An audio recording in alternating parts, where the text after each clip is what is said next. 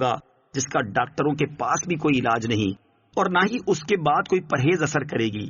اس کے بعد نصیحت کرنے والوں کی نصیحت اور واعظین کا واعظ بھی فائدہ نہیں دے گا، اور اس پر یہ بات ثابت ہو جائے گی کہ وہ ہلاک ہونے والوں میں سے ہے۔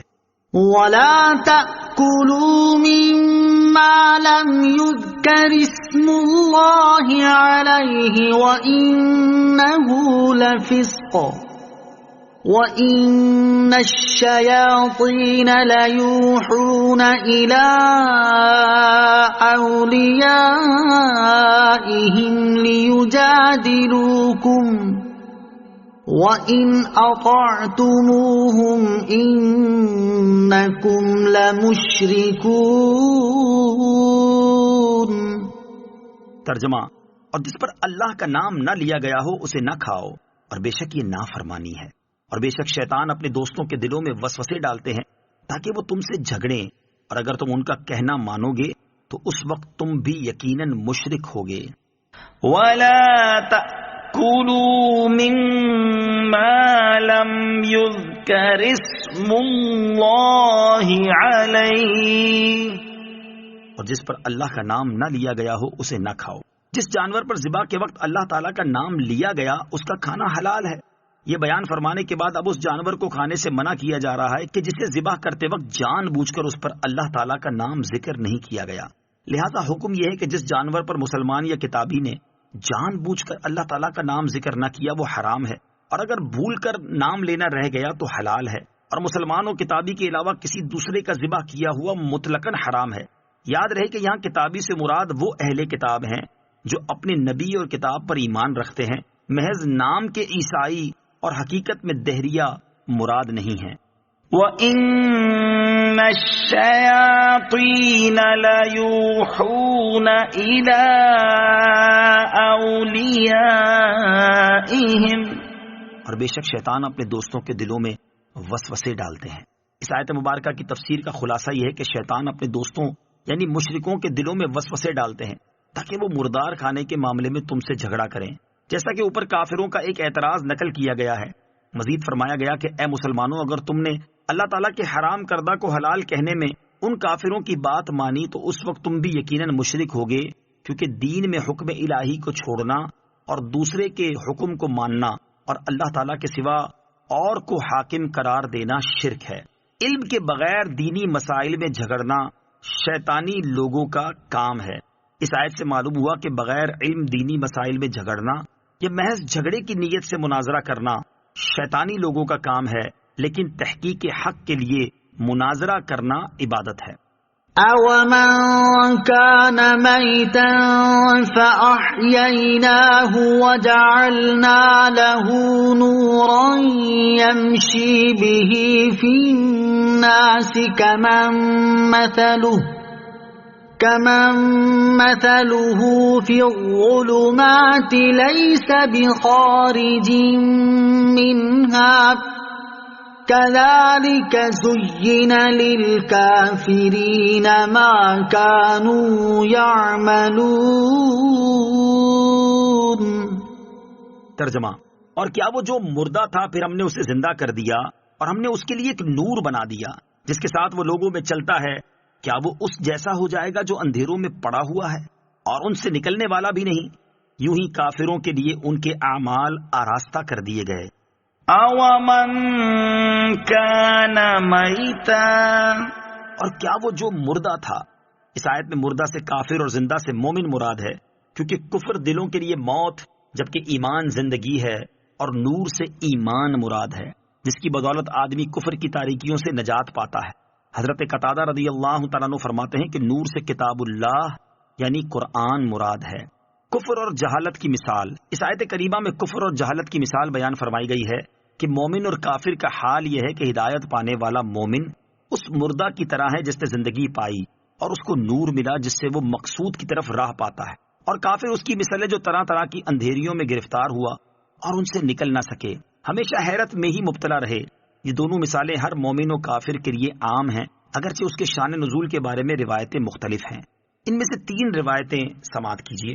نمبر 1، حضرت عبداللہ ابن عباس رضی اللہ تعالی عنہما کے قول کے مطابق اس آیت کا شان نزول یہ ہے کہ ابو جہل نے ایک روز سید عالم علیہ الصلوۃ والسلام پر کوئی نجس چیز پھینکی.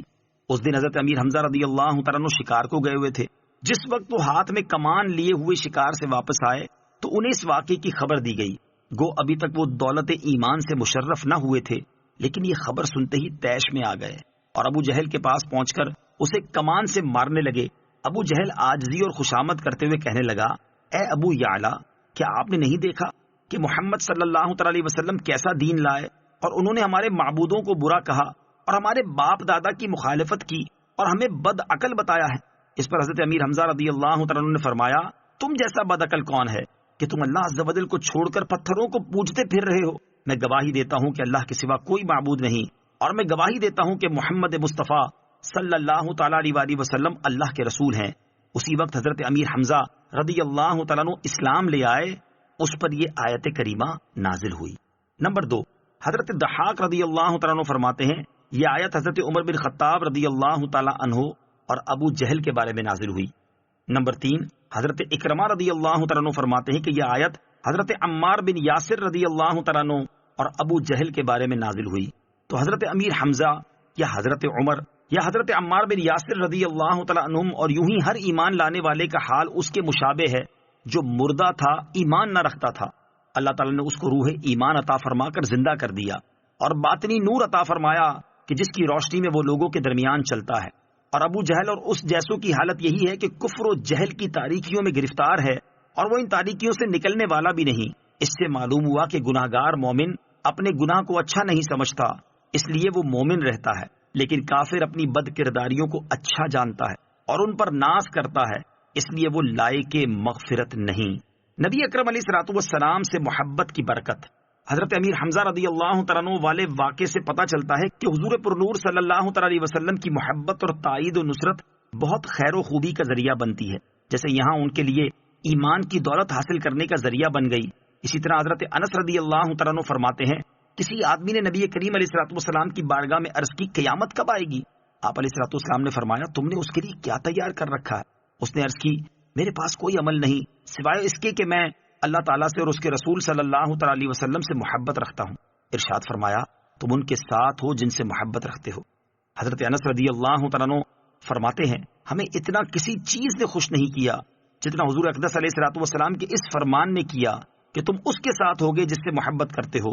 میں نبی کریم علیہ الصلوۃ والسلام سے اور حضرت ابو بکر، حضرت عمر فاروق رضی اللہ تعالیٰ عنہما سے محبت کرتا ہوں، لہٰذا میں امیدوار ہوں کہ ان کی محبت کے باعث میں ان کے ساتھ رہوں گا اگرچہ میرے اعمال ان جیسے نہیں.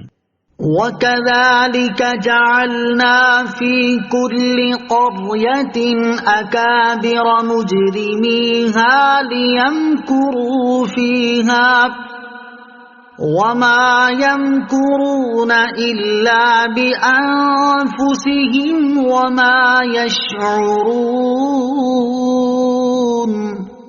ترجمہ: اور ویسے ہی ہم نے ہر بستی میں اس کے مجرموں کو ان کا سردار بنا دیا تاکہ اس میں وہ اپنی سازشیں کریں اور وہ صرف اپنے خلاف سازشیں کر رہے ہیں اور انہیں شعور نہیں.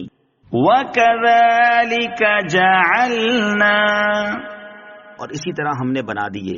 ارشاد فرمایا کہ جیسے کفار مکہ دیگر کافروں کے سردار ہیں، ویسے ہی ہم نے ہر بستی میں اس بستی کے مجرموں کو ان کا سردار بنا دیا تاکہ اس بستی میں وہ اپنی سازشیں کریں اور طرح طرح کے ہیلوں، فریبوں اور مکاریوں سے لوگوں کو بہکانے اور باطل کو رواج دینے کی کوشش کریں. ان سے یہ افعال اس لیے سرزد ہوئے کہ یہ رئیس تھے، اور اللہ تعالیٰ کا طریقہ یہ رہا ہے کہ اس نے ہر بستی میں غریب لوگوں کو رسولوں کی پیروی کرنے والا اور نافرمانوں کو بستی کا سردار بنایا. پیشواؤں کے بگڑنے کا نقصان اور سنبھلنے کا فائدہ. اس سے معلوم ہوا کہ قوم کے سرداروں کا بگڑنا قوم کو ہلاک کرتا ہے. اللہ تعالیٰ ارشاد فرماتا ہے وَإِذَا أَرَدْنَا أَن نُهْلِكَ قَرْيَةً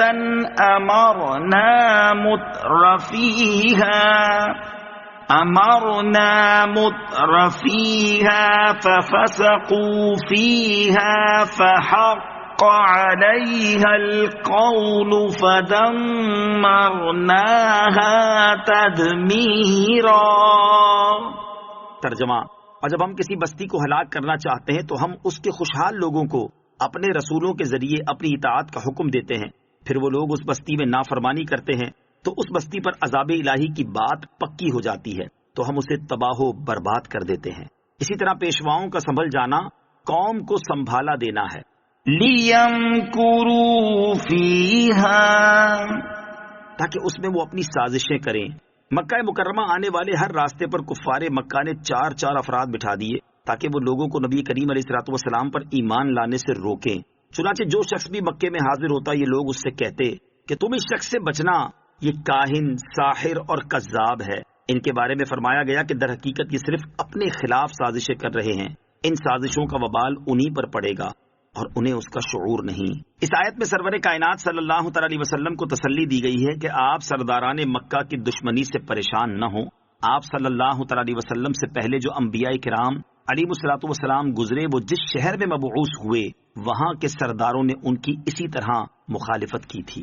وَإِذَا جَاءَتْهُمْ آيَةٌ قَالُوا لَن نُّؤْمِنَ حَتَّى نُؤْتَىٰ مِثْلَ مَا أُوتِيَ رُسُلُ اللَّهِ اللَّهُ أَعْلَمُ حَيْثُ يَجْعَلُ رِسَالَتَهُ سَيُصِيبُ الَّذِينَ أَجْرَمُوا صَغَارٌ عِندَ اللَّهِ وَعَذَابٌ شَدِيدٌ بِمَا كَانُوا يَمْكُرُونَ۔ ترجمہ: اور جب ان کے پاس کوئی نشانی آئے تو کہتے ہیں کہ ہم ہرگز ایمان نہ لائیں گے جب تک ہمیں بھی ویسا ہی نہ ملے جیسا اللہ کے رسولوں کو دیا گیا۔ اللہ اسے خوب جانتا ہے جہاں وہ اپنی رسالت رکھے۔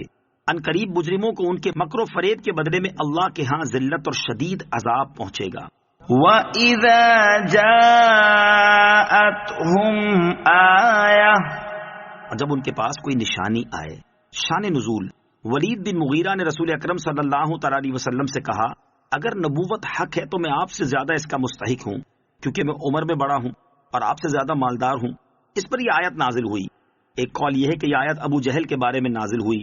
ابو جہل نے کہا کہ ہم نے عبد مناف کی اولاد سے سرداری میں مزاحمت کی، اور اب وہ کہتے ہیں کہ ہم میں ایک نبی ہے جس کی طرف وحی نازل ہوتی ہے۔ اللہ کی قسم ہم اس پر ایمان لائیں گے نہ کبھی اس کی پیروی کریں گے، یہاں تک کہ ہمارے پاس بھی ویسے ہی وحی آئے جیسے اس کے پاس آتی ہے۔ عقیدہ نبوت کے بارے میں چند اہم باتیں۔ اس سے معلوم ہوا کہ نبوت کا چناؤ اللہ تعالیٰ کی طرف سے ہوتا ہے۔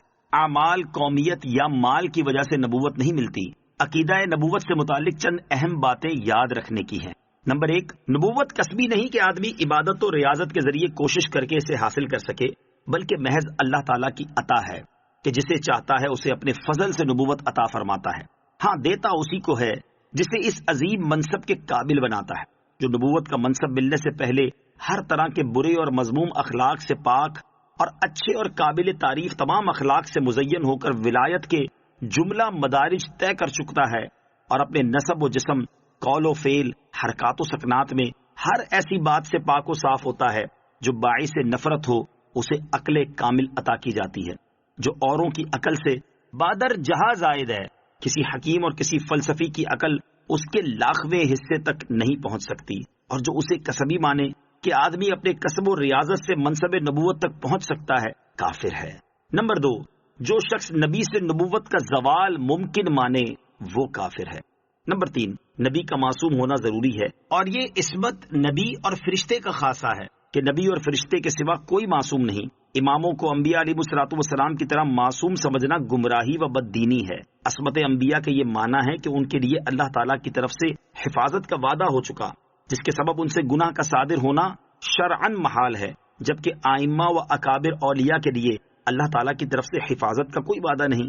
ہاں، اللہ عز و جل انہیں محفوظ رکھتا ہے کہ ان سے گناہ ہوتا نہیں، اور اگر ہو تو شرعاً محال بھی نہیں۔ نمبر 4، انبیاء علیہ الصلوۃ والسلام شرک و کفر اور ہر ایسے کام سے جو لوگوں کے لیے باعث نفرت ہو، جیسے جھوٹ، خیانت اور جہل وغیرہ مذموم صفات سے، نیز ایسے افعال سے جو وجاہت اور مروت کے خلاف ہیں، نبوت سے پہلے اور نبوت کے بعد بالاجماع معصوم ہیں، اور کبیرہ گناہوں سے بھی مطلقاً معصوم ہیں۔ اور حق یہ ہے کہ جان بوجھ کر صغیرہ گناہ کرنے سے بھی نبوت سے پہلے اور نبوت کے بعد معصوم ہیں۔ نوٹ: مزید تفصیل کے لیے بہار شریعت جلد 1 کے پہلے حصے کا مطالعہ کیجیے۔ اللہ اعلم حیث یجعل رسالتہ، اللہ خوب جانتا ہے جہاں اپنی رسالت رکھے، یعنی اللہ تعالیٰ بہتر جانتا ہے کہ رسالت کا مستحق کون ہے کہ اسے یہ شرف عظیم عطا فرمائے، اور اسے بھی خوب جانتا ہے جو اس کا مستحق نہیں۔ اور اے کفار مکہ، تم اس لائق ہی نہیں کہ تمہیں نبوت جیسے عظیم مرتبے سے نوازا جائے، اور نہ ہی نبوت مطالبہ کرنے پر ملتی ہے، خصوصاً وہ شخص کے جو حسد، دھوکہ، بد عہدی وغیرہ برے افعال اور گھٹیا اوصاف میں مبتلا ہو، نبوت جیسے منصب عالی کے لائق کیسے ہو سکتا ہے؟ عظمت مصطفیٰ اور عظمت صحابہ۔ حضرت عبداللہ ابن مسعود رضی اللہ تعالی عنہ فرماتے ہیں، اللہ تعالیٰ نے بندوں کے دلوں میں نظر فرمائی تو سب کے دلوں سے بہتر محمد صلی اللہ تعالی علیہ وسلم کے دل کو پایا، تو انہیں اپنے لیے چن لیا اور اپنی رسالت کے ساتھ انہیں مبعوث فرمایا۔ محمد صلی اللہ تعالی علیہ وسلم کے دل کے بعد بندوں کے دلوں میں نظر فرمائی تو ان کے صحابہ رضی اللہ تعالی عنہم کے دلوں کو دیگر لوگوں کے دلوں سے بہتر پایا، تو انہیں اپنے نبی کا وزیر بنا دیا۔ یہ لوگ ان کے دین کی حمایت میں جنگ کرتے ہیں، پس جس چیز کو مسلمان اچھا سمجھیں تو وہ اللہ عز و جل کے نزدیک بھی اچھی ہے، اور جسے مسلمان برا سمجھے تو وہ اللہ عز و جل کے نزدیک بھی بری ہے۔ فَمَن يُرِدِ اللَّهُ أَن يَهْدِيَهُ يَشْرَحْ صَدْرَهُ لِلْإِسْلَامِ وَمَن يُرِدْ أَن يُضِلَّهُ يَجْعَلْ صَدْرَهُ ضَيِّقًا حَرَجًا كَأَنَّمَا يَصَّعَّدُ فِي السَّمَاءِ كَذَلِكَ يَجْعَلُ اللَّهُ الرِّجْسَ عَلَى الَّذِينَ لَا يُؤْمِنُونَ۔ ترجمہ، اور جسے اللہ ہدایت دینا چاہتا ہے تو اس کا سینہ اسلام کے لیے کھول دیتا ہے، اور جسے گمراہ کرنا چاہتا ہے اس کا سینہ تنگ، بہت ہی تنگ کر دیتا ہے، گویا کہ وہ زبردستی آسمان پر چڑھ رہا ہے۔ اسی طرح اللہ ایمان نہ لانے والوں پر عذاب مسلط کر دیتا ہے۔ فَمَن يُرِدِ اللَّهُ أَن يَهْدِيَهُ، اور جسے اللہ ہدایت دینا چاہتا ہے۔ اللہ تعالیٰ نے ازل سے ہی اپنی مخلوق کی دو قسمیں بنائی، نمبر 1 شقی اور نمبر 2 سعید، اور ہر ایک کے لیے نشانی بنائی کہ جس سے اس کی پہچان ہو۔ سعادت کی نشانی اسلام کے لیے سینہ کھلنا اور ایمان قبول کرنا، جبکہ شقاوت کی نشانی سینے کی تنگی اور اسلام قبول نہ کرنا ہے۔ اور ہر گروہ کے لیے آخرت میں ایک گھر بنایا جس میں وہ لوگ رہیں گے، سعادت مند جنت اور اس کی نعمتوں میں رہیں گے، اور شقاوت والوں کو جہنم کی آگ میں رہنا اور اس کا عذاب سہنا پڑے گا۔ حدیث میں ہے، اللہ تعالیٰ نے ایک مخلوق کو پیدا فرمایا اور ارشاد فرمایا یہ جنت کے لیے ہیں اور مجھے کوئی پرواہ نہیں، اور ایک مخلوق کو پیدا فرمایا اور فرمایا یہ جہنم کے لیے ہیں اور مجھے کچھ پرواہ نہیں۔ اس آیت میں اللہ تعالیٰ نے ہر قسم کی مخلوق کی نشانی بیان فرمائی ہے، لہذا جب اللہ تعالیٰ بندے کو شرح صدر کی توفیق دے اور اسے حلاوت ایمان سے بھر دے تو وہ جان لے کہ اللہ تعالیٰ نے اسے عظیم نعمت عطا فرمائی ہے۔ امام محمد غزالی رحمۃ اللہ تعالی علیہ فرماتے ہیں، جسے جنت کے لیے پیدا کیا گیا اس کے لیے عبادت کے اسباب آسان کر دیے جاتے ہیں، اور جسے جہنم کے لیے پیدا کیا گیا اس کے لیے گناہ کے اسباب آسان کر دیے جاتے ہیں، اور اس کے دل میں شیطان کا حکم مسلط کیا جاتا ہے، کیونکہ وہ طرح طرح کی باتوں سے بے وقوف لوگوں کو دھوکہ دیتا ہے۔ وہ کہتا ہے کہ اللہ تعالیٰ رحمت والا ہے، لہٰذا تمہیں کوئی پرواہ نہیں کرنی چاہیے۔ تمام لوگ اللہ تعالیٰ سے نہیں ڈرتے، لہٰذا تم ان کی مخالفت نہ کرو، زندگی بہت طویل ہے، لہٰذا انتظار کرو، کل توبہ کر لینا، جیسا کہ اللہ تعالیٰ ارشاد فرماتا ہے، يَعِدُهُمْ وَيُمَنِّيهِمْ وَمَا يَعِدُهُمُ الشَّيْطَانُ إِلَّا غُرُورًا۔ ترجمہ، شیطان انہیں وعدے دیتا ہے اور آرزویں دلاتا ہے، اور شیطان انہیں صرف فریب کے وعدے دیتا ہے، یعنی وہ ان کو توبہ کا وعدہ دیتا اور مغفرت کی تمنا دلاتا ہے، اور ان حیلوں سے اذن خداوندی سے ان کو ہلاک کر دیتا ہے، اس کے دل کو دھوکے کی قبولیت کے کشادہ اور قبول حق سے تنگ کر دیتا ہے، اور یہ سب کچھ اللہ تعالیٰ کی قضا اور تقدیر سے ہوتا ہے۔ ہدایت و گمراہی کا مالک اللہ تعالیٰ ہی ہے، وہ جو چاہے کرتا ہے اور جو ارادہ فرمائے حکم دیتا ہے، اس کے حکم کو کوئی رد نہیں کر سکتا اور نہ کوئی اس کے فیصلے کو مؤخر کر سکتا ہے۔ اس نے جنت اور اہل جنت کو پیدا کیا اور ان کو عبادت پر لگایا، نیز جہنم اور اہل جہنم کو پیدا کیا اور ان کو گناہوں پر لگا دیا۔ سینہ کھلنے سے کیا مراد ہے؟ شرح کا اصلی معنی ہے وسیع کرنا، جبکہ یہاں اس سے مراد یہ ہے کہ اللہ تعالیٰ بندے کے دل میں روشنی پیدا فرماتا ہے، یہاں تک کہ اس کا ہر عمل اللہ تعالیٰ کی مرضی کے مطابق ہو جاتا ہے، جیسا کہ حضرت عبداللہ ابن مسعود رضی اللہ تعالیٰ عنہ فرماتے ہیں، تاجدار رسالت صلی اللہ تعالی علیہ وسلم نے یہ آیت تلاوت فرمائی تو صحابہ کرام نے عرض کی اس کھولنے سے کیا مراد ہے؟ ارشاد فرمایا اس سے مراد وہ نور ہے جو مومن کے دل میں ڈالا جاتا ہے، جس سے اس کا دل کھل جاتا ہے۔ عرض کی گئی کیا اس کی کوئی نشانی ہے جس سے اس کی پہچان ہو سکے؟ ارشاد فرمایا ہاں، اس کی 3 علامتیں ہیں۔ نمبر 1 آخرت کی طرف رغبت، نمبر 2 دنیا سے نفرت، اور نمبر 3 موت سے پہلے اس کی تیاری۔ وَمَن يُرِدْ أَن يُضِلَّهُ، اور جسے گمراہ کرنا چاہتا ہے، جسے اللہ تعالیٰ گمراہ کرنا چاہتا ہے تو اس کا سینہ تنگ، بہت ہی تنگ کر دیتا ہے کہ اس میں علم اور دلائل توحید و ایمان کی گنجائش نہ رہے، تو اس کی ایسی حالت ہوتی ہے کہ جب اس کو ایمان کی دعوت دی جاتی ہے اور اسلام کی طرف بلایا جاتا ہے تو وہ اس پر نہایت شاق ہوتا ہے اور اس کو بہت دشوار معلوم ہوتا ہے، گویا کہ وہ زبردستی آسمان پر چڑھ رہا ہے۔ سینے کی تنگی کی علامت، اس سے معلوم ہوا کہ دینی کام بھاری معلوم ہونا اور دنیاوی کام آسان محسوس ہونا سینے کی تنگی کی علامت ہے۔ اور سینے کی تنگی یہ ہے کہ اسباب کفر جمع ہو جائیں اور اسلام کے اسباب نہ مہیا ہو سکیں، اللہ تعالیٰ اس سے محفوظ فرمائے۔ بعض پر ایمان بھاری ہوتا ہے، بعض پر نیک اعمال بھاری، اور بعض پر عشق اور وجدان بھاری ہے۔ خیال رہے کہ اس سے یہ لازم نہیں کہ بندہ کفر کرنے پر مجبور ہے، بلکہ وہ جو کفر و سرکشی کرتا ہے وہ اپنے اختیار سے کرتا ہے، اور آدمی کی بد کرداریوں سے دل میں یہ حال پیدا ہوتا ہے جیسے لوہا زنگ لگ کر بیکار ہو جاتا ہے، اسی طرح گناہوں کی وجہ سے دل زنگ آلود ہو کر حق قبول کرنے سے محروم ہو جاتا ہے۔ وَهَذَا صِرَاطُ رَبِّكَ مُسْتَقِيمًا قَدْ فَصَّلْنَا الْآيَاتِ لِقَوْمٍ يَذَّكَّرُونَ۔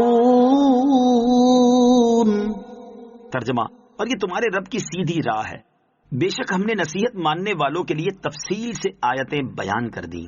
وَهَذَا صِرَاطُ رَبِّكَ مُسْتَقِيمًا،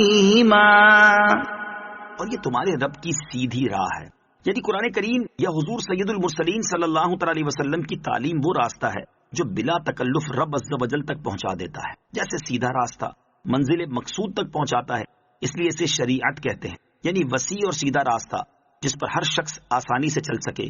طریقت بھی رب عز و جل کا راستہ ہے، مگر وہ ایسا تنگ اور پیچ دار ہے جس پر صرف واقف آدمی ہی چل سکتا ہے۔ لَهُمْ دَارُ السَّلَامِ عِندَ رَبِّهِمْ وَهُوَ وَلِيُّهُمْ بِمَا كَانُوا يَعْمَلُونَ۔ ترجمہ، ان کے لیے ان کے اعمال کے بدلے میں ان کے رب کے حضور سلامتی کا گھر ہے اور وہ ان کا مددگار ہے۔ لَهُمْ دَارُ السَّلَامِ، ان کے لیے سلامتی کا گھر ہے۔ دار السلام کے 2 معنی ہیں۔ نمبر 1 سلام اللہ تعالیٰ کا نام ہے تو دار السلام کا معنی ہوا وہ گھر جس کی اضافت اللہ تعالیٰ کی طرف ہے، اور یہ اضافت تشریف اور عزت افزائی کے لیے ہے، جیسے بیت اللہ اور ناقۃ اللہ میں ہے۔ نمبر 2 اس کا دوسرا معنی یہ ہے کہ سلام دار کی صفت ہے، یعنی یہ سلامتی کا گھر ہے۔ اور جنت کو دار السلام اس لیے فرمایا گیا کہ جنت میں ہر قسم کے عیوب، تکلیفوں اور مشقتوں سے سلامتی ہے۔ جنت کو دار السلام کہنے کی تیسری وجہ یہ ہے کہ جنتیوں کو جنت میں دخول کے وقت سلام کیا جائے گا، اللہ تعالیٰ کی طرف سے، فرشتوں کی طرف سے اور اہل اعراف کی طرف سے ان کو سلام پیش کیا جائے گا، اور جنتی بھی ایک دوسرے کو سلام کریں گے۔ وَيَوْمَ يَحْشُرُهُمْ جَمِيعًا يَا مَعْشَرَ الْجِنِّ قَدِ اسْتَكْثَرْتُم مِّنَ الْإِنسِ وَقَالَ أَوْلِيَاؤُهُم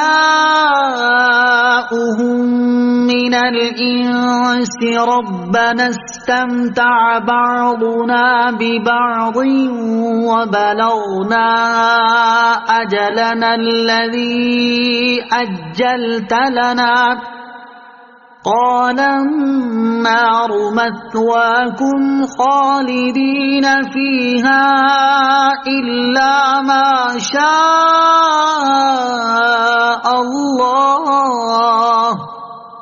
إِنَّ رَبَّكَ حَكِيمٌ عَلِيمٌ۔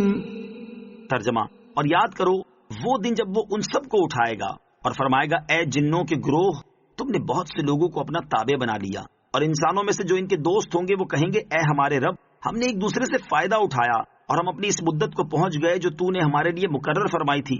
اللہ فرمائے گا آگ تمہارا ٹھکانہ ہے، تم ہمیشہ اس میں رہو گے مگر جسے خدا چاہے، بے شک تمہارا رب حکمت والا، علم والا ہے۔ وَيَوْمَ يَحْشُرُهُمْ جَمِيعًا يَا مَعْشَرَ الْجِنِّ، اور جس دن وہ ان سب کو اٹھائے گا اور فرمائے گا اے جنوں کے گروہ. قیامت میں اولن سب اکٹھے ہوں گے، اس لیے اسے حشر کہتے ہیں. بعد میں اچھے بروں کی چھانٹ ہو جائے گی، اس لیے اسے یوم الفصل کہا جاتا ہے. سب کو اٹھانے سے مراد یہ ہے کہ مومن و کافر کو اکٹھا اٹھائے گا، یا انسان و جن کو اکٹھا اٹھائے گا، یا سعید و شقی کو اکٹھا اٹھائے گا. اس آیت میں ان سرکش جنات سے خطاب ہے جنہوں نے بہت سے انسانوں کو بہکایا، جبکہ مومن جنات تو اللہ تعالیٰ کی رحمت میں ہوں گے. وَقَالَ أَوْلِيَاؤُهُم مِّنَ الْإِنسِ، اور انسانوں میں سے ان کے دوست کہیں گے. انسانوں میں سے جو جنات کے دوست ہوں گے اور دونوں نے ایک دوسرے سے فائدہ اٹھایا ہوگا، اس طرح کے جنات نے انسانوں کو برے راستے دکھائے اور بدعملیوں کو ان کے لیے آسان کیا، اور جنات نے انسانوں سے اس طرح فائدہ اٹھایا کہ انسانوں نے ان کی پوجا کی اور ان کے مطیع و فرما بردار بنے. وہ حسرت سے کہیں گے اے ہمارے رب، ہم نے ایک دوسرے سے فائدہ اٹھایا اور افسوس کہ آج ہم اپنی اس مدت کو پہنچ گئے جو تو نے ہمارے لیے مقرر فرمائی تھی. ہائے وقت گزر گیا اور قیامت کا دن آ گیا، اب صرف حسرت و ندامت ہی باقی رہ گئی ہے. اللہ عز و جل فرشتوں کی زبانی ان سے فرمائے گا آگ تمہارا ٹھکانہ ہے، تم ہمیشہ اس میں رہو گے. إِلَّا مَا شَاءَ اللَّهُ، اگر جسے خدا چاہے. اس استثناء کے دو معنی ہیں. نمبر ایک، وہ ہمیشہ جہنم میں رہیں گے، لیکن قبر سے حشر تک کے زمانے اور میدان محشر میں حساب کتاب سے لے کر جہنم میں داخل ہونے تک جہنم میں نہ رہیں گے. نمبر دو، اس سے مراد وہ اوقات ہیں جن میں انہیں ایک عذاب سے دوسرے عذاب میں منتقل کیا جائے گا. جہنمی جب دوزخ کی آگ کی شدت سے فریاد کریں گے تو انہیں زمہریر یعنی سخت ٹھنڈے اور برفانی طبقے میں ڈال دیا جائے گا، اور جب زمہریر کی ٹھنڈک سے گھبرا کر فریاد کریں گے تو انہیں پھر نارے جہنم میں ڈال دیا جائے گا. جمہور مفسرین نے حضرت عبداللہ ابن عباس رضی اللہ تعالیٰ عنہما سے ایک روایت یہ بھی نقل کی ہے کہ اس سے مراد وہ لوگ ہیں جن کے بارے میں رب تعالیٰ کے علم میں ہے کہ انہوں نے اسلام قبول کیا اور نبی کریم علیہ الصلوۃ والسلام کی تصدیق کی، تو انہیں آگ سے نکال لیا جائے گا. وَكَذَلِكَ نُوَلِّي بَعْضَ الظَّالِمِينَ بَعْضًا بِمَا كَانُوا يَكْسِبُونَ. ترجمہ، اور یوں ہی ہم ظالموں میں ایک کو دوسرے پر ان کے اعمال کے سبب مسلط کر دیتے ہیں. وَكَذَلِكَ نُوَلِّي بَعْضَ الظَّالِمِينَ بَعْضًا، اور یوں ہی ہم ظالموں میں ایک کو دوسرے پر مسلط کرتے ہیں. یعنی جس طرح ہم نے جنوں اور انسانوں کو رسوا کیا یہاں تک کہ انہوں نے ایک دوسرے سے فائدہ اٹھایا، اسی طرح ہم ظالموں میں سے ایک کو دوسرے پر ان کے اعمال کی وجہ سے مسلط کر دیتے ہیں اور ظالم کے ذریعے پکڑ فرماتے ہیں. ظلم کرنے والوں کو عبرت انگیز نصیحت. اس آیت مبارکہ میں ظلم کرنے والوں کے لیے بڑی نصیحت ہے. چنانچہ حضرت ابو عبداللہ محمد بن احمد قرطبی رحمۃ اللہ تعالی فرماتے ہیں اس آیت میں ظلم کرنے والوں کو تنبیہ کی جا رہی ہے کہ اگر وہ اپنے ظلم سے باز نہ آئے تو اللہ تعالیٰ ان پر دوسرا ظالم مسلط کر دے گا جو انہیں ذلیل و خوار اور تباہ و برباد کر دے گا. اس آیت میں ہر قسم کے ظالم داخل ہیں. وہ شخص جو گناہ کر کے اپنی جان پر ظلم کرتا ہے، جو حاکم یا افسر اپنی رعایا اور ماتحت لوگوں پر ظلم کرتا ہے، جو تاجر جعلی اشیاء اور ملاوٹ والی چیزیں فروخت کر کے خریداروں پر ظلم کرتا ہے، اسی طرح جو چور اور ڈاکو مسافروں اور شہریوں سے لوٹ مار کر کے ان پر ظلم کرتے ہیں، یہ سب ظالم کی صف میں شامل ہیں. ان تمام پر اللہ تعالیٰ کوئی ان سے بڑا ظالم مسلط کر دیتا ہے. حضرت عبداللہ بن عباس رضی اللہ تعالیٰ عنہما فرماتے ہیں اللہ عز و جل جب کسی قوم کی بھلائی چاہتا ہے تو اچھوں کو ان پر مقرر کرتا ہے، اور کسی سے برائی کا ارادہ فرماتا ہے تو بروں کو ان پر مقرر فرماتا ہے. اس سے یہ نتیجہ برآمد ہوتا ہے کہ جو قوم ظالم ہوتی ہے اس پر ظالم بادشاہ مقرر کیا جاتا ہے. تو جو اس ظالم کے پنجائے ظلم سے رہائی چاہیں انہیں چاہیے کہ ظلم چھوڑ دیں. لہٰذا ایسے حضرات کو چاہیے کہ آگے آنے والی روایات کو اور ایک قول کو بغور سن کر کے عبرت حاصل کریں اور اللہ رب العالمین کی بارگاہ میں اپنے ظلم سے سچی توبہ کر کے مظلوموں سے معافی کی کوئی صورت بنائیں. نمبر ایک، حضرت ابو سعید خدری رضی اللہ تعالیٰ عنہ سے روایت ہے کہ رسول اللہ صلی اللہ تعالی علیہ وسلم نے ارشاد فرمایا اے لوگو اللہ عز و جل سے ڈرو، خدا کی قسم جو مومن دوسرے مومن پر ظلم کرے گا تو قیامت کے دن اللہ عز و جل اس ظالم سے انتقام لے گا. نمبر دو، حضرت انس رضی اللہ تعالیٰ عنہ سے روایت ہے رسول اکرم صلی اللہ تعالی علیہ وسلم نے ارشاد فرمایا جس نے کسی ظالم کی اس کے ظلم پر مدد کی وہ قیامت کے دن اس حال میں آئے گا کہ اس کی پیشانی پر لکھا ہوگا یہ اللہ عز و جل کی رحمت سے مایوس ہے. نمبر تین، حضرت علی المرتضی کرم اللہ تعالی وجہ الکریم سے روایت ہے سرور کائنات صلی اللہ تعالی علیہ وسلم نے ارشاد فرمایا مظلوم کی بددعا سے بچو کیونکہ وہ اللہ تعالیٰ سے اپنا حق مانگتا ہے اور اللہ تعالیٰ کسی حقدار کو اس کے حق سے منع نہیں کرتا۔ نمبر 4، حضرت عبداللہ ابن مسعود رضی اللہ تعالیٰ عنہ سے روایت ہے، سرکار دو عالم صلی اللہ تعالیٰ علیہ وسلم نے ارشاد فرمایا، جو ظالم کی مدد کرے گا اللہ تعالیٰ اسی ظالم کو اس پر مسلط کر دے گا۔ نمبر 5، حضرت فضیل بن عیاض رضی اللہ تعالیٰ عنہ فرماتے ہیں، جب تو ایک ظالم کو دوسرے ظالم سے انتقام لیتا ہوا دیکھے تو پھر ٹھہر جا اور تعجب سے یہ تماشا دیکھ۔ يا معشر الجن والإنس ألم يأتكم رسل منكم يقصون عليكم آياتي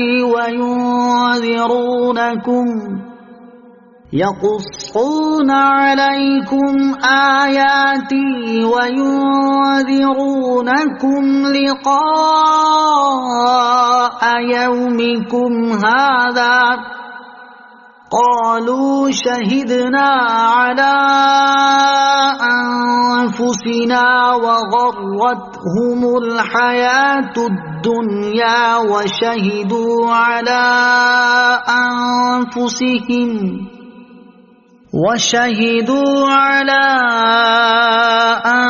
أنفسهم أنهم كانوا كافرين۔ ترجمہ، اے جنوں اور آدمیوں کے گروہ، کیا تمہارے پاس تم میں سے وہ رسول نہ آئے تھے جو تم پر میری آیتیں پڑھتے تھے اور تمہیں تمہارے آج کے اس دن کی حاضری سے ڈراتے تھے؟ وہ کہیں گے ہم اپنی جانوں کے خلاف گواہی دیتے ہیں اور انہیں دنیا کی زندگی نے دھوکے میں ڈال دیا، اور خود اپنی جانوں کے خلاف گواہی دیں گے کہ وہ کافر تھے۔ یا معشر الجن والانس، اے جنوں اور آدمیوں کے گروہ۔ اس آیت مبارکہ میں جنات اور انسان دونوں سے خطاب ہوا کہ اے جنوں اور آدمیوں کے گروہ، کیا تمہارے پاس تمہیں میں سے وہ رسول نہ آئے تھے جو تمہیں میری آیتیں پڑھ پڑھ کر سناتے تھے اور تمہیں اس دن یعنی روز قیامت کی حاضری اور عذاب الہی سے ڈراتے تھے؟ کافر جن اور انسان اقرار کریں گے کہ رسول ان کے پاس تشریف لائے اور انہوں نے زبانی پیام پہنچایا اور اس دن کے پیش آنے والے حالات کا خوف دلایا، لیکن کافروں نے ان کی تکذیب کی اور ان پر ایمان نہ لائے۔ انہیں دراصل دنیا کی زندگی نے دھوکے میں ڈال دیا۔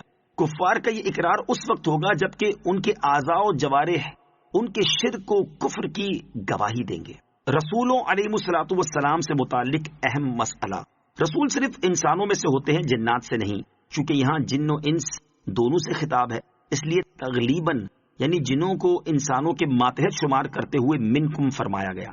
بہرحال اس سے یہ ثابت نہیں ہوتا کہ جنات میں نبی آئے، ہاں جنات کے لیے نبی آئے مگر وہ انسان تھے۔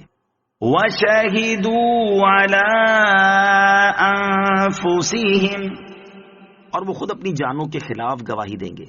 قیامت کا دن بہت طویل ہوگا اور اس میں حالات بہت مختلف پیش آئیں گے۔ جب کفار مومنین کے انعام و اکرام اور عزت و منزلت کو دیکھیں گے تو اپنے کفر و شرک سے انکار کر دیں گے اور اس خیال سے کہ شاید مکر جانے سے کچھ کام بن جائے یہ کہیں گے وَاللَّهِ رَبِّنَا مَا كُنَّا مُشْرِكِينَ، یعنی خدا کی قسم ہم مشرک نہ تھے۔ اس وقت ان کے منہوں پر مہریں لگا دی جائیں گی اور ان کے اعضاء ان کے کفر و شرک کی گواہی دیں گے۔ اسی کی نسبت اس آیت میں ارشاد ہوا وَشَهِدُوا عَلَىٰ أَنفُسِهِمْ أَنَّهُمْ كَانُوا كَافِرِينَ، ذَلِكَ أَن لَّمْ يَكُن رَّبُّكَ مُهْلِكَ الْقُرَىٰ بِظُلْمٍ وَأَهْلُهَا غَافِلُونَ۔ ترجمہ، یہ اس لیے ہے کہ تیرا رب بستیوں کو ظلم سے تباہ نہیں کرتا جبکہ ان کے لوگ بے خبر ہوں۔ ذالک، یہ تفسیر خازن بغوی، تفسیر کبیر بیضاوی، البحر المحیط، تفسیر طبری، مدارک جلالین، روح البیان، روح المعانی وغیرہ کتب تفسیر میں ذالک کا مشار الیہ، رسولوں کا بھیجنا اور ان کا کفار کو عذاب الہی سے ڈرانا مذکور ہے۔ تفسیر خازن میں سے جمہور مفسرین کا قول قرار دیا گیا اور اسی ہی اصح کہا گیا۔ تفسیر البحر المحیط، اس کے علاوہ دو قول اور مذکور ہیں۔ نمبر 1، مشارن الیہ پچھلی آیت میں مذکور سوال ہے. نمبر 2 کفار کا جھٹلانا اور گناہوں میں مبتلا ہونا. ان دونوں اقوال کو صاحب تفسیر البحر المحیط نے درست قرار نہیں دیا. البتہ تفسیر ابو سعود میں اس کا مشارن الیہ کفار کا اعتراف و اقرار مذکور ہے، اور صاحب روح المعانی نے پہلے جمہور مفسرین والا قول ذکر کیا، اس کے بعد قیلا کہہ کر کفار کے اعتراف والا قول ذکر کیا ہے. تفسیر سمرقندی میں بھی یہ قول مذکور ہے. ذالک یہ یعنی اس لیے ہے کہ رب تعالیٰ بستیوں کو ان کی معصیت اور ظلم کی وجہ سے تباہ نہیں کرتا جبکہ ان کے لوگ بے خبر ہوں، بلکہ عذاب سے پہلے رسول بھیجے جاتے ہیں جو انہیں ہدایت فرماتے اور ان پر حجت قائم کرتے ہیں. اس پر بھی وہ سرکشی کریں تو ہلاک کر دیے جاتے ہیں. لہٰذا قیامت میں حساب کتاب سوال جواب رب تعالیٰ کی بے علمی کی وجہ سے نہیں، بلکہ اس لیے ہے کہ جیسے دنیا میں بے خبروں پر عذاب نہیں، ایسے ہی آخرت میں بھی نہیں. وہاں مجرموں کو بتا کر اعمال نامہ دکھا کر عذاب دیا جائے گا. اس آیت سے 2 مسئلے معلوم ہوئے. ایک یہ کہ اللہ تعالیٰ بد عملی کے بغیر عذاب نہیں بھیجتا. دوسرا یہ کہ نبی کی تبلیغ پہنچے بغیر کسی کو بد عملیوں کی سزا نہیں مل سکتی. وَلِكُلٍّ دَرَجَاتٌ مِّمَّا عَمِلُوا وَمَا رَبُّكَ بِغَافِلٍ عَمَّا يَعْمَلُونَ. ترجمہ: اور ہر ایک کے لیے ان کے اعمال سے درجات ہیں اور تیرا رب ان کے اعمال سے بے خبر نہیں.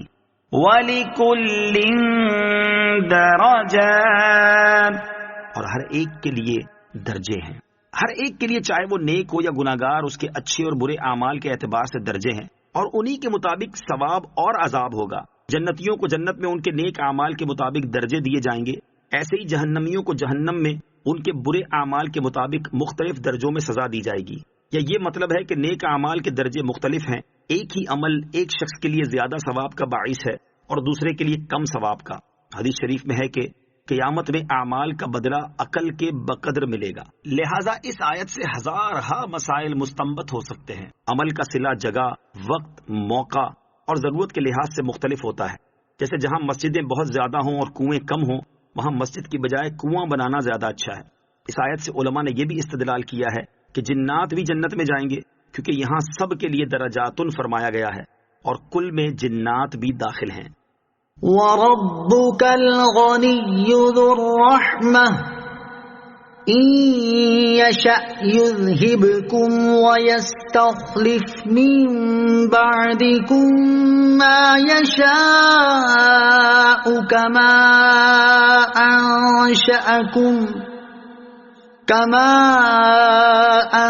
أَنشَأَكُم مِّن ذُرِّيَّةِ قَوْمٍ آخَرِينَ. ترجمہ: اور اے حبیب تمہارا رب بے پرواہ ہے، رحمت والا ہے. اے لوگو، اگر وہ چاہے تو تمہیں لے جائے اور جسے چاہے تمہاری جگہ لے آئے، جیسے اس نے تمہیں دوسرے لوگوں کی اولاد سے پیدا کیا. وَرَبُّكَ الْغَنِيُّ ذُو الرَّحْمَةِ اور اے حبیب تمہارا رب بے پرواہ ہے، رحمت والا ہے. اس آیت سے یہ درس بھی ہو سکتا ہے کہ اے لوگو، اللہ عز و جل تمہیں جو ایمان اور اعمال صالحہ کی دعوت دیتا ہے اور کفر و شرک اور بد اعمالیوں سے منع فرماتا ہے تو یہ نہ سمجھو کہ اس میں اس کا کوئی فائدہ ہے، بلکہ وہ تو غنی ہے، اسے کسی کی کوئی حاجت نہیں. البتہ چونکہ وہ رحمت والا ہے اس لیے وہ تمہیں نصیحت فرماتا ہے اور تمہیں تمہارے بھلے کی باتیں بتاتا ہے. ورنہ اگر وہ چاہے تو تم سب کو فنا کر دے اور تمہاری جگہ دوسرے لوگوں کو لے آئے، جیسے بہت سی قوموں کو اس نے فنا کر دیا. یا جیسے تم دوسروں کے بعد اس دنیا میں آئے، اسی طرح تمہارے بعد دوسرے آ جائیں گے. تو اس دنیاوی زندگی اور مال و متاع پر غرور نہ کرو. انما توعدون لآت وما انتم بمعجزین. ترجمہ: بے شک جس کا تم سے وعدہ کیا جاتا ہے وہ ضرور آنے والی ہے اور تم اللہ کو عاجز نہیں کر سکتے. انما توعدون بے شک جس کا تمہیں وعدہ دیا جاتا ہے. ارشاد فرمائے کہ وہ چیز جس کا تم سے وعدہ کیا جاتا ہے، چاہے وہ قیامت ہو یا مرنے کے بعد اٹھنا یا حساب یا ثواب و عذاب، یہ سب چیزیں ضرور آئیں گی مگر اپنے وقت پر. تم دیر سے دھوکہ مت کھاؤ بلکہ اس سے بچنے کے اسباب جمع کرو، کیونکہ نہ ہم مجبور ہیں، نہ جھوٹی خبر دینے والے، اور نہ تم طاقتور کہ ہم سے مقابلہ کر کے بچ سکو. لہذا مقابلہ نہ کرو بلکہ خوف کرو. موت سے غافل رہنے والوں کو نصیحت۔ اس آیت کریمہ میں موت سے غافل رہنے والوں کے لیے بھی بہت عبرت ہے، کیونکہ ہر انسان سے موت کا وعدہ بھی کیا گیا ہے اور یہ بہر صورت آ کر ہی رہے گی۔ تاجدار رسالت صلی اللہ تعالی علیہ وسلم، صحابہ کرام اور دیگر بزرگان دین رحمہم اللہ تعالی موت کو بکثرت یاد کیا کرتے اور لوگوں کو اس کی یاد دلایا کرتے تھے۔ چنانچہ حضرت ابو سعید خدری رضی اللہ تعالیٰ عنہ سے روایت ہے، رسول اکرم صلی اللہ تعالی علیہ وسلم نے ارشاد فرمایا، جب میں اپنی آنکھیں جھپکتا ہوں تو مجھے یہ گمان ہوتا ہے کہ میری پلکیں ملنے سے پہلے میری روح قبض کر لی جائے گی۔ میں جب نظر اٹھاتا ہوں تو مجھے لگتا ہے کہ نظر نیچی کرنے سے پہلے میرا وصال ہو جائے گا۔ میں جب کوئی لقمہ منہ میں ڈالتا ہوں تو مجھے محسوس ہوتا ہے کہ یہ لقمہ گلے سے اترتے وقت میرے لیے موت کا سبب بن جائے گا۔ اے آدم کی اولاد، اگر تم عقل رکھتے ہو تو اپنے آپ کو مردوں میں شمار کرو، اس ذات کی قسم جس کے قبضہ قدرت میں میری جان ہے۔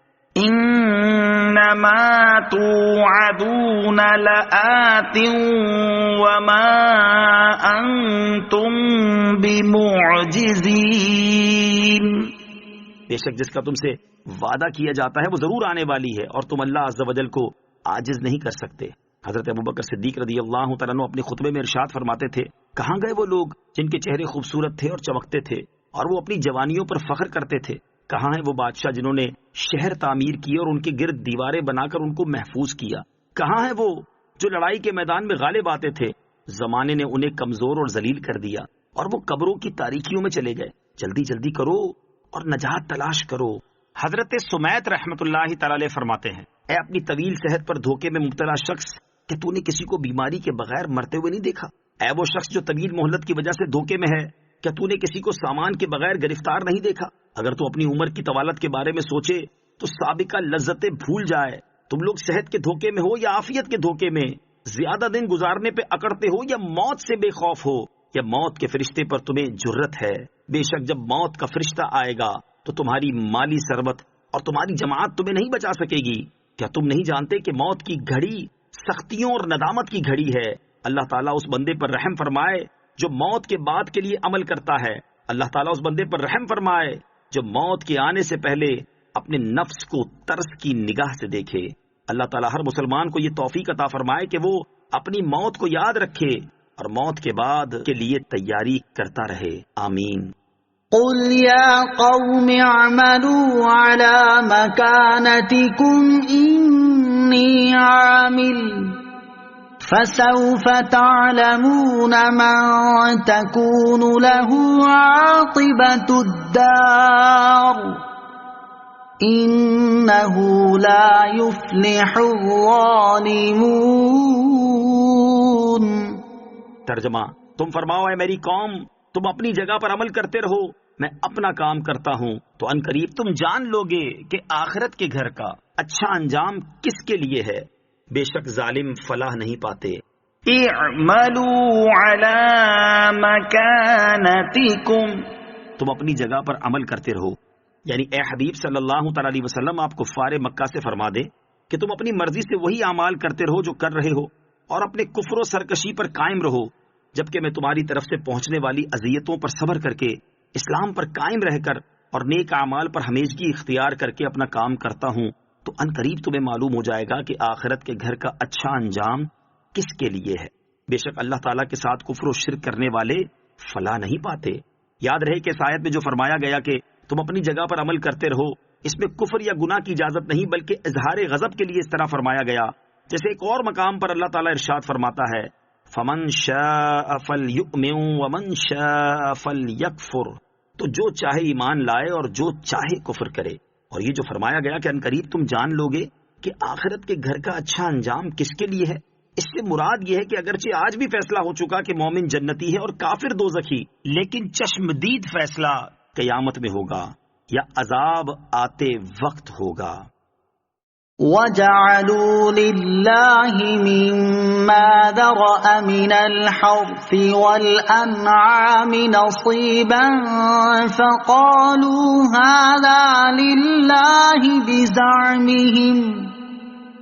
فَقَالُوا هَذَا لِلَّهِ بِزَعْمِهِمْ وَهَذَا لِشُرَكَائِنَا فما كان لشركائهم فلا يصل إلى الله وما كان لله فهو يصل إلى شركائهم ساء ما يحكمون۔ ترجمہ: اور اللہ نے جو کھیتی اور مویشی پیدا کیے ہیں یہ مشرک ان میں سے ایک حصہ اللہ کے لیے قرار دیتے ہیں، پھر اپنے گمان سے کہتے کہ یہ حصہ تو اللہ کے لیے ہے اور یہ ہمارے شریکوں کے لیے ہے، تو جو ان کے شریکوں کے لیے ہے وہ تو اللہ تک نہیں پہنچتا، اور جو اللہ کے لیے ہے وہ ان کے شریکوں کو پہنچ جاتا ہے۔ کتنا برا یہ فیصلہ کرتے ہیں۔ وَجَعَلُوا لِلَّهِ، اور اللہ کے لیے قرار دیتے ہیں۔ کفار عرب اللہ کو بڑا معبود اور بتوں کو چھوٹا معبود سمجھ کر دونوں کی بدنی اور مالی پوجا کیا کرتے تھے۔ یہاں ان کی مالی پوجا کا ذکر ہو رہا ہے۔ چنانچہ زمانہ جاہلیت میں مشرکین کا طریقہ یہ تھا کہ وہ اپنی کھیتوں اور درختوں کے پھلوں اور چوپایوں اور تمام مالوں میں سے ایک حصہ تو اللہ عز و جل کا مقرر کرتے تھے اور ایک حصہ بتوں کا، تو جو حصہ اللہ عز و جل کے لیے مقرر کرتے اسے مہمانوں اور مسکینوں پر صرف کر دیتے تھے، اور جو بتوں کے لیے مقرر کرتے تھے وہ خاص بتوں پر اور ان کے خادموں پر صرف کرتے، اور جو حصہ اللہ عز و جل کے لیے مقرر کرتے اس میں سے اگر کچھ بتوں والے حصے میں مل جاتا تو اسے چھوڑ دیتے، اور اگر بتوں والے حصے میں سے کچھ اللہ عز و جل کے لیے مقرر کردہ حصے میں ملتا تو اس کو نکال کر پھر بتوں ہی کے حصے میں شامل کر دیتے۔ اس آیت میں ان کی اس جہالت اور بد عقلی کا ذکر فرما کر اس پر تنبیہ فرمائی گئی۔ ساء ما يحكمون، کتنا برا یہ فیصلہ کرتے ہیں، یعنی کفار انتہا درجے کی جہالت میں گرفتار ہیں کہ خالق حقیقی اور منعم حقیقی کے عزت و جلال کی انہیں ذرا بھی معرفت نہیں، جبکہ ان کی عقل کا فساد اس حد تک پہنچ چکا ہے کہ انہوں نے بے جان بتوں اور پتھروں کی تصویروں کو کار ساز عالم کے برابر کر دیا، اور جیسا اس خالق و مالک کے لیے حصہ مقرر کیا ایسا ہی بتوں کے لیے بھی کیا۔ بے شک یہ بہت ہی برا فعل اور انتہا کا جہل اور عظیم خطا و دلال ہے۔ اگلی آیت میں ان کے جہل اور دلالت کی ایک اور حالت ذکر فرمائی گئی ہے۔ وَكَذَلِكَ زَيَّنَ لِكَثِيرٍ مِّنَ الْمُشْرِكِينَ قَتْلَ أَوْلَادِهِمْ شُرَكَاؤُهُمْ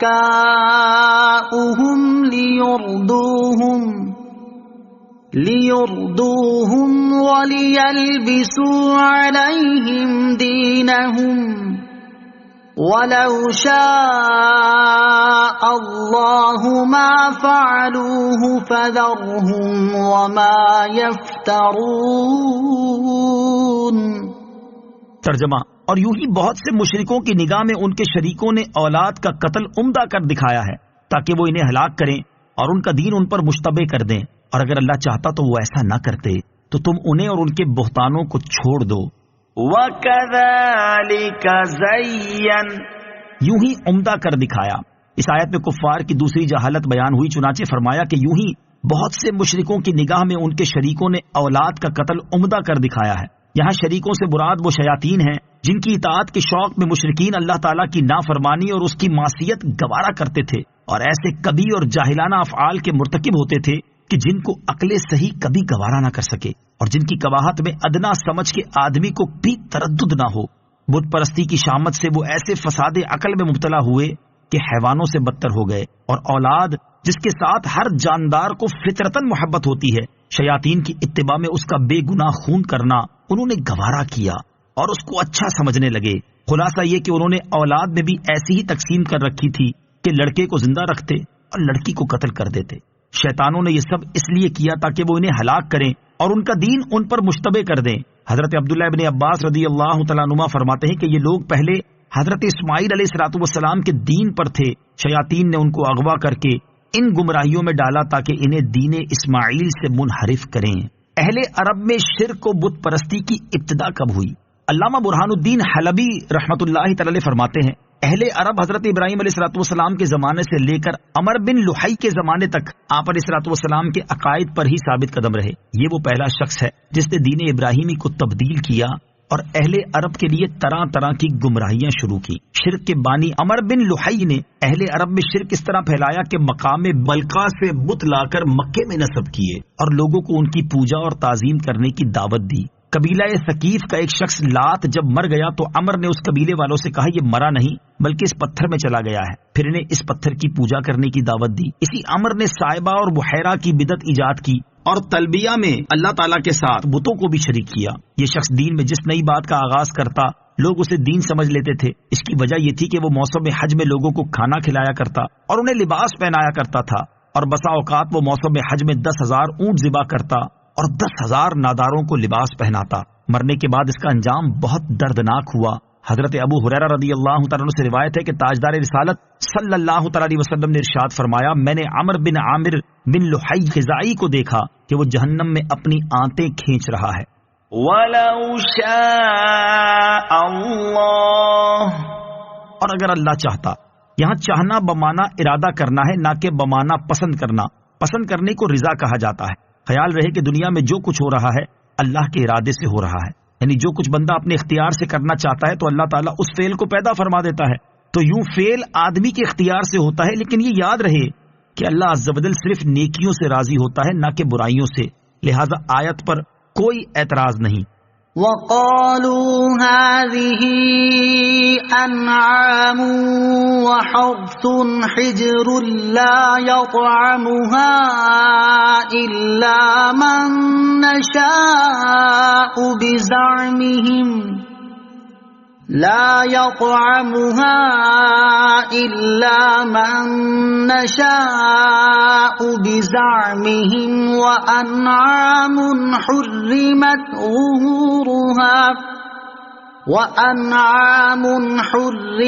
ظهورها وأنعام لا يذكرون اسم الله عليها افتراء عليه سَيَجْزِيهِمْ بِمَا كَانُوا يَفْتَرُونَ۔ ترجمہ، اور مشرک اپنے خیال سے کہتے ہیں یہ مویشی اور کھیتی ممنوع ہے، اسے وہی کھائے جسے ہم چاہیں، اور کچھ مویشی ایسے ہیں جن کی پیٹھوں پر سواری کو حرام کر دیا گیا، اور کچھ مویشی وہ ہیں جن کے ذبح پر اللہ کا نام نہیں لیتے۔ یہ باتیں اللہ پر جھوٹ باندھتے ہوئے کہتے ہیں، ان قریب وہ انہیں ان کے بہتانوں کا بدلہ دے گا۔ وقالوا، اور مشرک کہتے ہیں، مشرکین اپنے بعض مویشیوں اور کھیتیوں کو اپنے باطل معبودوں کے ساتھ نامزد کر کے اپنے زوم میں کہنے لگے کہ ان مویشیوں اور کھیتیوں سے فائدہ اٹھانا ممنوع ہے، اسے وہی کھائے گا جسے ہم چاہیں گے۔ چنانچہ وہ بتوں کے نام پر چھوڑی ہوئی پیداوار اور اپنے باطل معبودوں کے ساتھ نامزد کیے ہوئے جانوروں میں سے بت خانوں کے پجاریوں اور بتوں کے خدام کو دیتے تھے۔ وَأَنْعَامٌ حُرِّمَتْ ظُهُورُهَا، اور کچھ مویشی ایسے ہیں جن پر چڑھنا حرام ٹھہرایا۔ اس آیت میں کفار کی چند بد عملیوں کا ذکر ہے۔ ایک تو اپنے بعض کھیتوں کو بتوں کے نام پر یوں وقف کرنا کہ اس کی پیداوار صرف مرد کھائیں، عورتیں نہ کھائیں، اور وہ آمدنی صرف وہ کھائیں جو ان بتوں کے خدام ہیں۔ دوسری یہ کہ بتوں کے نام پر جانور چھوڑ دینا، جیسے بحیرہ، صائبہ وغیرہ، جن سے کوئی کام نہ لیا جائے، نہ کسی کھیت سے انہیں ہٹایا جائے۔ یہ دونوں کام تو شرک ہیں، مگر ان چیزوں کا کھانا حرام نہیں۔ اس لیے جہاد میں صحابہ کرام رضی اللہ تعالی عنہم ان تمام چیزوں پر قبضہ کر کے استعمال فرماتے تھے۔ تیسری یہ کہ بتوں کے نام پر ذبح کرنا، یہ کام بھی شرک ہے اور اس کا کھانا بھی حرام ہے، اور یہ ما اہل بہ لغیر اللہ میں داخل ہے۔ وَقَالُوا مَا فِي بُطُونِ هَٰذِهِ الْأَنْعَامِ خَالِصَةٌ لِّذُكُورِنَا وَمُحَرَّمٌ عَلَىٰ أَزْوَاجِنَا وَإِن يَكُن مَّيْتَةً فَهُمْ فِيهِ شُرَكَاءُ سَيَجْزِيهِمْ وَصْفَهُمْ